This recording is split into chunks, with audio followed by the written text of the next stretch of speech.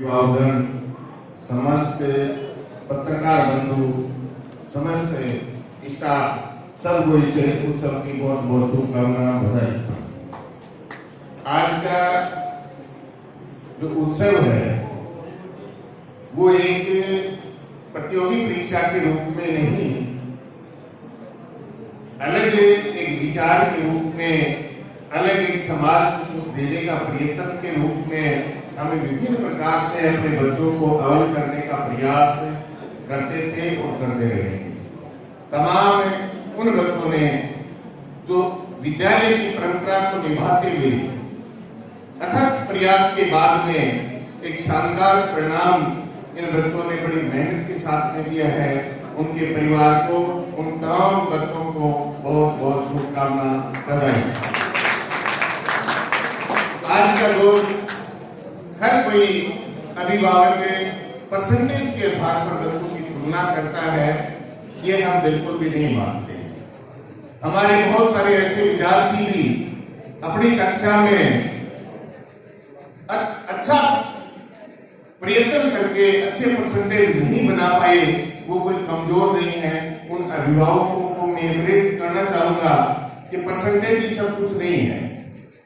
Percentage के साथ साथ में बच्चे का समूह विकास करने के लिए परिवार का सहयोग, अच्छे संस्कार और अच्छे विचार अगर जो परिवार जो बच्चा रखता है वो सबसे श्रेष्ठ है।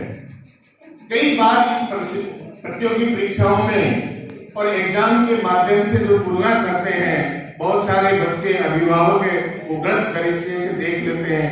इस बार भी हमारे बहुत सी छात्र छात्राएं ऐसा बेहतरीन परिणाम, और ये बात मैं दावे के साथ इसलिए कह रहा हूँ कि हमारे क्लास में पढ़ने वाला वो विद्यार्थी जो अपना एग्जाम की फाइनल परीक्षा देने से पहले कम से कम 30 बार हमारे प्री बोर्ड से गुजरता हुआ निकलता है, और हमें पूरा विश्वास होता है कि बच्चे का रिजल्ट बहुत शानदार आएगा। लेकिन आज की विडंबना के इतने बड़े संख्या जो कॉपी का मूल्यांकन होता है वहां इतने सही तरीके से मूल्यांकन नहीं होके एक रफली मूल्यांकन होता है, और बहुत सारे बच्चों को आज उस मूल्यांकन के कारण निराशा देखनी पड़ती है। मैं उन तमाम अभिभावकों से ये अवगत कराना चाहूंगा कि अपने बच्चे अगर पढ़ने में अच्छे हैं, विचार अच्छे रखते हैं और अच्छे संस्कार हैं, तो आपका बच्चा सबसे श्रेष्ठ है। एक श्रेष्ठ का पैमाना हम एक परीक्षा से नहीं ले सकते। परीक्षा एक नाम मात्र है जो कुछ ही समय तक हमें याद दिलाता है कि हमारा बच्चा पढ़ाई में, अनुशासन में अच्छा है। लेकिन आज एक दूसरी चीज है जो स्कूलों के अंदर उस चीज का भी अभाव चल रहा है कि आज की जो सोसाइटी है, एक 100% बनाने वाला विद्यार्थी भी अपने लक्ष्य से भटक जाता है, और एक 60% अंक प्राप्त करने वाला विद्यार्थी अपने जीवन में सब कुछ कर सकता है। ये सब एक अच्छे विचारों से और अच्छे संस्कारों से संभव है। तो पढ़ाई के साथ साथ में अगर कोई भी बच्चा अच्छे संस्कार सीख के निकलता है, अच्छे विचार लेके निकलता है, वही अपने लक्ष्य को प्राप्त कर पाता है। आपने सुना होगा, इतिहास में हमने पढ़ा है कि बहुत बार देश के महान बुद्धिजीवी अपनी परीक्षाओं के माध्यम से, अपनी डिग्रियों के माध्यम से, अपनी योजनाओं के माध्यम से बहुत ऊंचा नाम किया है, लेकिन उनके विचार अच्छे नहीं होने के कारण वो देश में गलत कार्य करते हैं। इसलिए ये जरूरी नहीं होता है कि पढ़ने वाला हर विद्यार्थी जो पढ़ाई में अच्छा है वो हर काम में अच्छा हो। ये हमें सोचने का विचार है। आज हमारी संस्था ने पढ़ाई के साथ साथ में पिछले 2 साल से हमने अथक प्रयास किया, जो हमारे अभिभावक और हमारे पढ़ने वाले छात्र इस बात से भली भांति अवगत है। हमने उन व्यवस्थाओं को चालू किया जो हमारे बच्चों के लिए भविष्य है। एक 99% वाला बच्चा अगर उसके अच्छे संस्कार, अच्छे विचार नहीं है तो वो अपनी लाइफ से 100% भटकेगा। लेकिन उसके पास अच्छे संस्कार हैं, अच्छे विचार हैं, अगर उसके अच्छे 80% मार्क्स आते हैं तो भी वो अपनी लाइफ में बहुत अच्छे ढंग से जीता है और देश का, परिवार का नाम रोशन करता है। तो प्यारे अभिभावकों, ये जरूरी नहीं है कि 99% पढ़ने के बाद में से दूर हटें।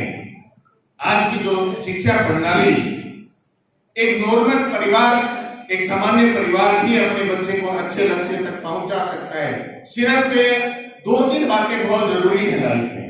जिस प्रकार से एक छोटा सा पेड़ का पौधा, जब उसका हम बड़ी उम्मीद के साथ में उसके अच्छे आम लगेंगे, मीठे लगेंगे, बहुत सारे लगेंगे, वो हम खाएंगे, अपने रिश्तेदारों को बांटेंगे, इतनी कल्पना के साथ में दिन प्रतिदिन उसके साथ में हम अच्छी खाद की व्यवस्था करते हैं, पानी की व्यवस्था करते हैं, तमाम चीजों की उसकी रखवाली करते हैं, और 10 और 15 साल के बाद में वो मीठे आम खाने के लिए मिलते हैं। मैं कहता हूँ कि विद्यार्थी उसी पेड़ की भांति होता है, जो उनके अंदर जिस प्रकार के हम संस्कार डालेंगे, जिस प्रकार के विचार उनके सामने प्रस्तुत करेंगे, वह पेड़ उतना ही मीठा आम देगा। इसे पेड़ की तुलना की जाती है, जिस प्रकार से हम पहले भी सुनते आए हैं और करते भी आए हैं। साथ में आज का अभिभावक थोड़ा सा मैं प्रकाश डालने का चाहूंगा कि आज अभिभावक इतना व्यस्त हो गया। सबसे पहले अगर कोई चीज की प्राथमिकता है तो वो है अपने आप को समर्थवान बनाना, अपने आप को धनवान बनाना। लेकिन ये सोच हमें अपने बच्चों से दूर हटाने का कार्य जो आज समाज में देखने को मिल रहा है वो हो रहा है। हमारा दिन प्रतिदिन का प्रयास रहता है, जैसे हम उठते हैं घर में, उठते ही हमने एक प्लानिंग बनाते हैं कि आज हम हमारे व्यापार में कितनी बढ़ोतरी होगी, आज हमारे बिजनेस में हम क्या क्या करेंगे, हम कितने लोगों के साथ में जुड़ेंगे, और वो चीज भूल गए जो अमूल है, जो सोने के समान है। उनका प्यारा जो बच्चा घर में जो अपने संस्कार लेने के लिए तत्पर है, उनके पास कोई भी समय नहीं है, बिल्कुल भी 100%। ये आज अपने ग्रामीण बेल्ट में ये व्यवस्था ही है कि बच्चे के प्रति बिल्कुल भी ध्यान नहीं है, और एक बच्चा कोरे मटके के समान होता है। जैसा उसके अंदर हम संस्कार डालेंगे वैसा ही वो कार्य करेगा। तो मेरे तमाम अभिभावकों से अनुरोध रहेगा कि इस व्यवस्था को थोड़ा सा सकारात्मक रूप से बच्चे को लें और अपने संस्कार देने का प्रयास करें, ताकि वो अपने समाज में अच्छा कार्य करके अपने देश के लिए अच्छा नागरिक कहलाए। इसी विचारों को बार बार अपने बच्चों से अवगत कराएंगे तो 100% वो बच्चे इस बात से अवगत होकर अपने देश का नाम रोशन करेंगे। कोई भी इंसान किसी भी विद्यार्थी को एक बड़े अंग्रेज के पास छोड़ने से वो अंग्रेजी आराम से बोल लेता है, नॉर्मल लैंग्वेज अपनी मारवाड़ी बोलते हैं, हिंदी बोलते हैं, सब वो सीख जाता है। और उस अंग्रेज का बच्चा अगर अपने पास रखेंगे तो 100% वो अंग्रेज का बच्चा अपने पास मारवाड़ी आराम से बोल लेगा। तो ये अगर इतना हम जानते हैं, इतना संभव है, तो अगर ऐसा कार्य हम समाज की व्यवस्था में करेंगे तो आने वाले समय में जो आज ये बच्चे भटक रहे हैं, आज हम कहते हैं कि हमारे बच्चे के 90% अंक आए हैं लेकिन अच्छा जॉब नहीं मिला, हमारा बच्चा अपने टाइम का टॉपर था लेकिन बिजनेस में फेल हो गया, उसके पास टॉपरता की डिग्री थी, मैं मानता हूं इस बात के लिए, लेकिन उसके पास अच्छे संस्कार नहीं थे। आज जो विद्यार्थी पढ़ रहा है उसको हमने कभी भी ये नहीं सिखाया कि दूसरे की तकलीफ को महसूस कैसे किया जाता है। हम ऐसी कौन सी भाषा बोले जिनको सामने वाले को बिल्कुल भी दुख नहीं हो, हम ऐसे किस प्रकार से लोगों का अभिवादन करें कि दूसरे को बुरा नहीं लगे। प्रत्येक विद्यार्थी, प्रत्येक अभिभावक इस बात को अगर समझ लेगा, दुनिया की कोई ताकत उस बच्चे को नहीं रोक सकती। आज देश को इस बात की जरूरत है, आज देश को इस बात की जरूरत है कि हमारे बच्चे पढ़ लिख के एक अच्छे संस्कारवान बने, अच्छे विचारवान बने। अगर विचारवान नहीं बने तो आपने लादेन का नाम सुना होगा। लादेन अपने आप में अपने टाइम का एक टॉपर इंजीनियर था, उन्होंने कितना बड़ा कांड किया, वो कितनी जिंदगी से उसकी मौत हुई थी। एक तरफ है हमारे राष्ट्रपिता अब्दुल कलाम का नाम सुना होगा, उनकी डिग्री भी थी लेकिन उसकी डिग्रियां अपने देश के लिए समर्पित थी, अपने नागरिकों के लिए समर्पित थी।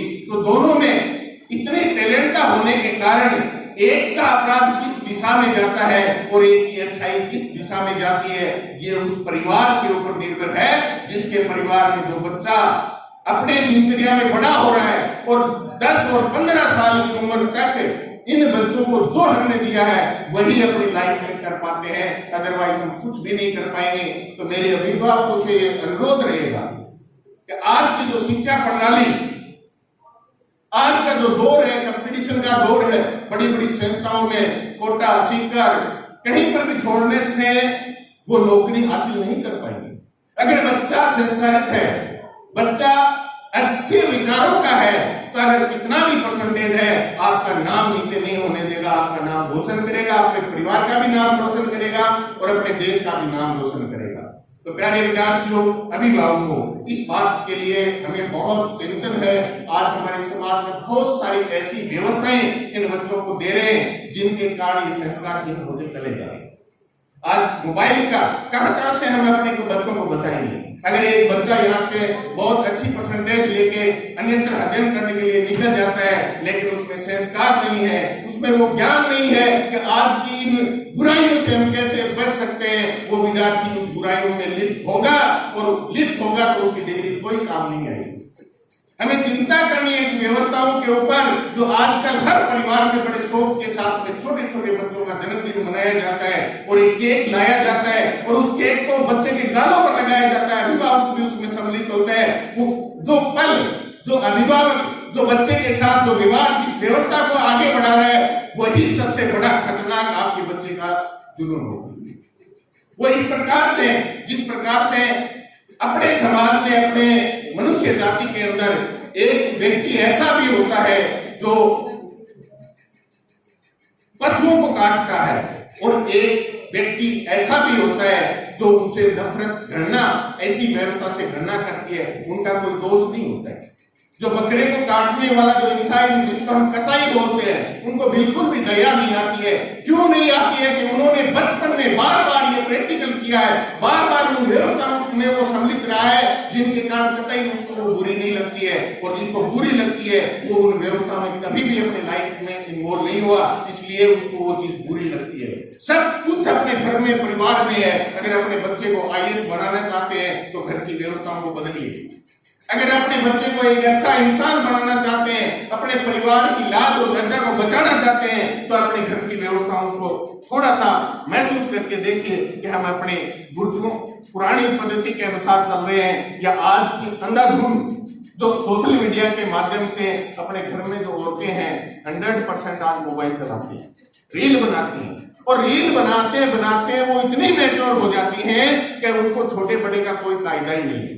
चलो ठीक है, अपना प्रोफेसर कोई कार्य कर रहा है, लेकिन कुछ मर्यादाएं तो ऐसी होती है जो बच्चों के सामने हम पेश नहीं कर सकते। अगर बच्चों के सामने वो चीजें पेश करेंगे तो वो बच्चे धीरे धीरे उन व्यवस्थाओं की ओर ध्यान करके अपनी ओर उन चीजों को आकर्षित होंगे, और जो भी आज के संसार में जो भी हमें दिख रहा है, ये बच्चे उसको एक बार अपनी लाइफ में जरूर करेंगे। अगर ऐसे बार बार इस सीन को अपने बच्चों को हम दिखाने का प्रयास करेंगे, अपने समाज में दिखाने का प्रयास करेंगे, तो 100% ये बच्चे आने वाले समय में जो आपने सपना भी नहीं देखा वो कल्पनाएं ये अपने समाज में कर सकते हैं। तो मेरी अभिभावकों से बड़ी रिक्वेस्ट रहेगी कि इस प्रकार की व्यवस्था जो बच्चों से संस्कार से संबंधित है, व्यवहार से संबंधित है, और एक दूसरे को इंसानियत सिखाने की जो परंपरा है उसको कायम रखें। नहीं तो ये बच्चे कोई भी काम नहीं है। ये जितने अच्छाई से अपना नाम रोशन करते हैं, उतनी बुराई से अपने को कलंकित भी कर सकते हैं। आज हमारा हर अभिभावक से कार्य रहता है।